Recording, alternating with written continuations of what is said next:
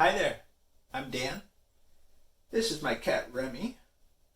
And we were just about to take a look at an awesome book that sort of celebrates springtime, positive thinking, and magic making, call it. Yeah, magic making. It's a beautiful book that my very good friends John and Alexis and Sonny and River sent to us because they enjoyed it so much they thought that we would like it too. Books sure do make fantastic presents, I have to say. Thanks to them. Let's take a closer look at Good Times on Grandfather Mountain by Jacqueline Briggs Martin and illustrated by Susan Gaber.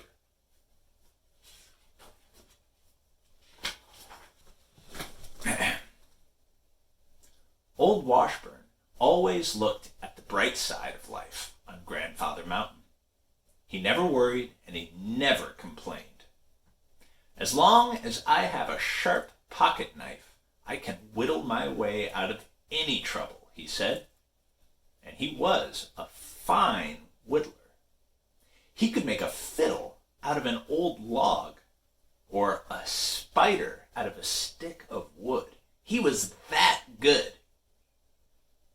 Impressive.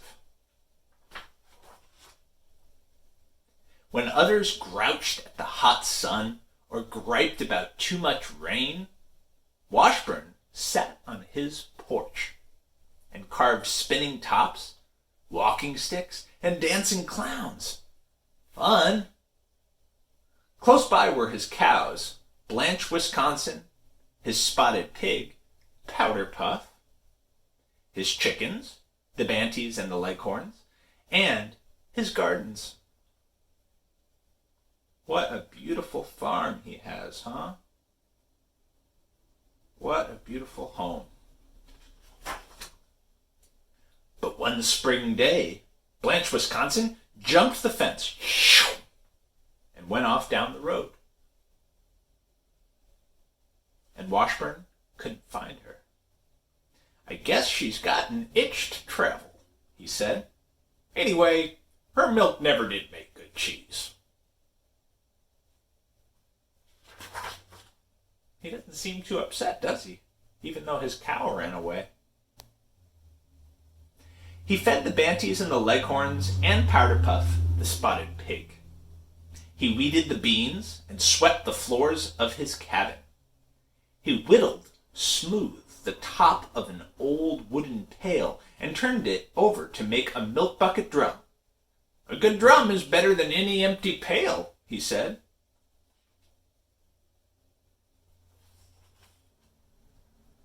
It wasn't long before Powder Puff, in a burst of rooting and digging, pushed her way under the fence and trotted down the road. Pick, pick, pick, pick, pick, pick, pick.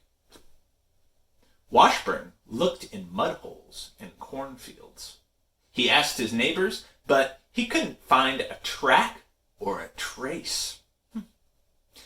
Well, it will be nice to have no pig rooting up my radishes and my sweetest lettuces, he said. He fed the Banties and the Leghorns. He hoed the corn and washed his dishes. He whittled drumsticks out of a fence post in the pig yard. Wow. So he wasn't upset when his cow leapt over the fence and walked away. He wasn't upset when his pig dug under the fence and trotted on down the road. He just kind of looked on the bright side both times. What a positive person he is, huh?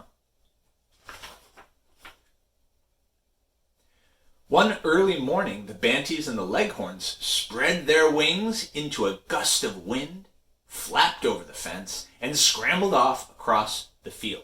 Chicken, chicken, chicken, chicken, chicken, chicken, chicken.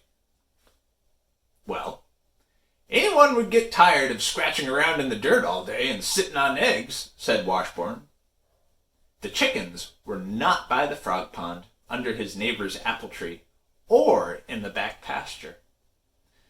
At least I won't be waked up every morning by squabbling hens, he said to himself. I can carve rhythm clackers and floor pounders out of the chicken coop door.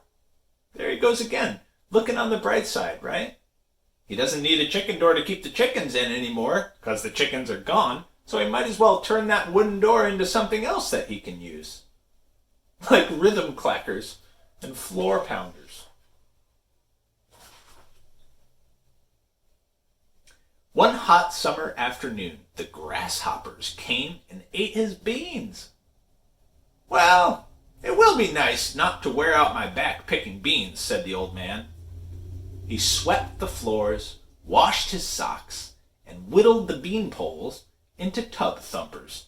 Tub thumpers? What's a tub thumper? Come to think of it, what's a rhythm clacker or a floor pounder? What are all these things he's making? Questions. We've got lots of questions. They've been kind of creeping up on us without us noticing.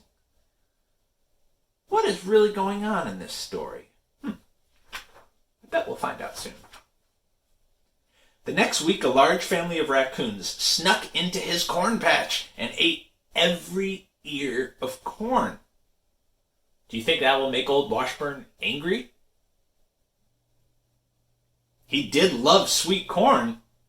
Still, he could see a bright side. Wow. I have a fine stack of corn cobs, he said, and he decided to make corn cob whistles. Wow. When the raccoons came and ate all of his corn, he wasn't upset even then. He just thought to himself, well, I'll just turn all these corn cobs into whistles. There he goes, looking on the bright side. A few days later, a fierce mountain storm came through and blew his cabin down.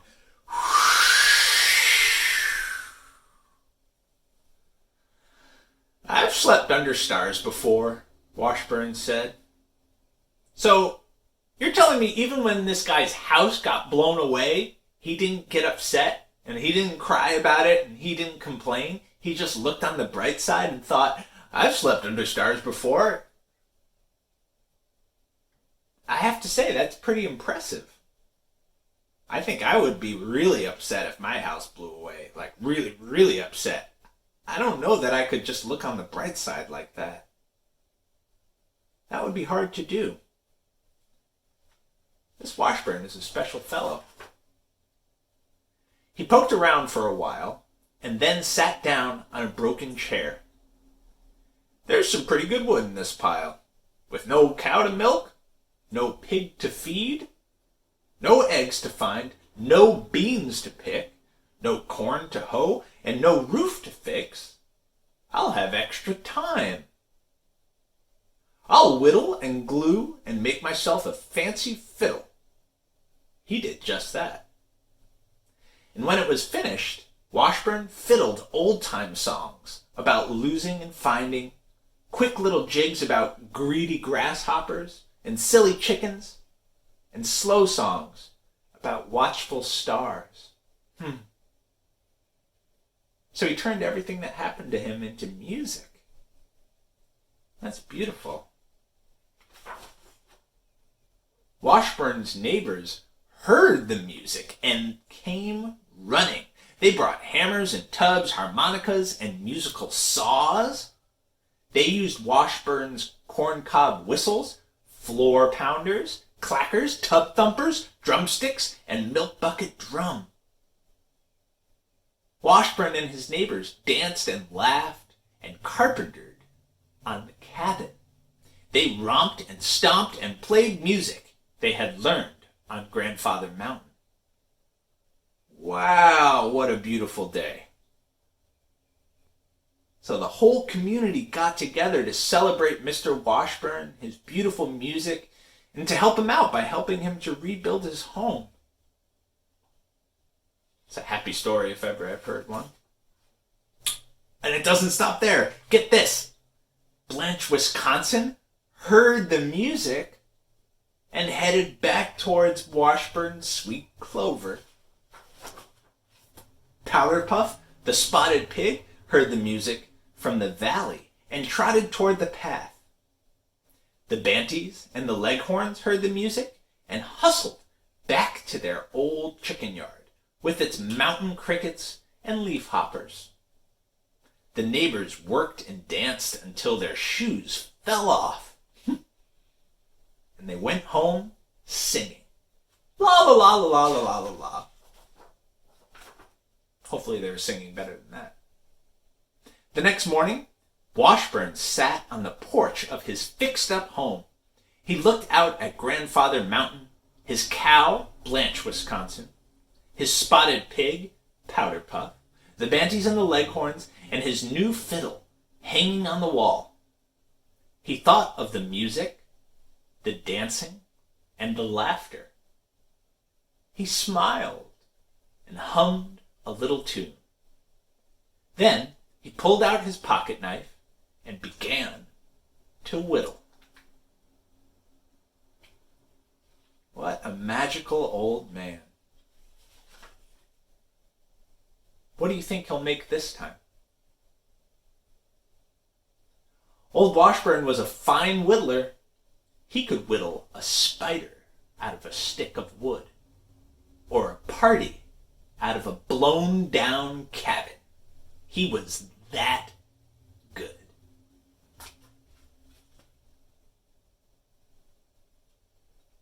If ever there was a story just for me, this might be it. I think Old Man Washburn is sort of like my Superman. It's like a farmer superhero. Yeah, I like that. Maybe I'll play a song for Old Man Washburn. Where's my banjo? I don't have a fiddle like he had in that book, but I have a different instrument that's good for playing old-time music, like the kind of music Mr. Washburn played. That's about a tune. That'll do. I've got a song in mind. It's not about Grandfather Mountain, but it is about a different mountain. It's about the Blue Ridge Mountains. And it's called My Home's Across the Blue Ridge Mountains. Sounds like this.